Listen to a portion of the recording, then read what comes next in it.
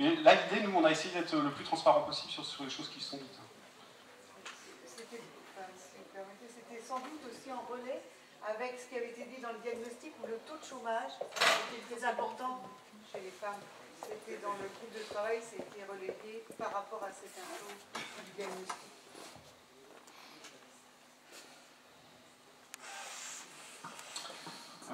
Voilà, donc après, donc à la question,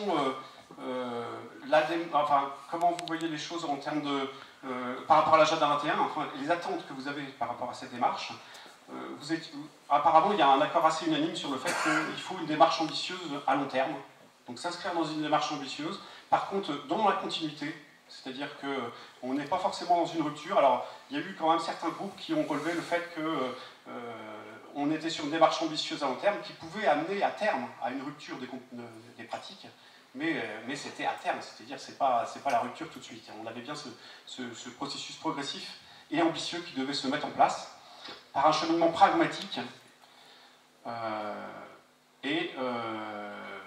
la nécessité aussi d'expliquer, d'informer, d'éduquer les parents et les enfants en continu pour toujours maintenir cette dynamique et finalement arriver à changer les mentalités sur le long terme et surtout maintenir une démarche positive, hein, toujours c'est pas en cassant les choses en fait qu'on arrive à progresser, c'est bien en positivant et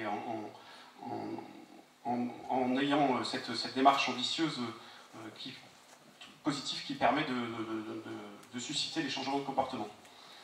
Voilà. Alors autrement, l'idée c'est également d'inscrire l'ambition locale dans une dimension nationale. Hein, donc c'est toujours de cette approche de dire localement, on peut s'inscrire dans une démarche qui se situe à une échelle plus grande. Et il faut que cette démarche soit régulière dans le temps. Il faut associer en continu les habitants pour bien prendre en compte leurs attentes. Alors ça c'était un peu les échanges que vous avez eus lors de la question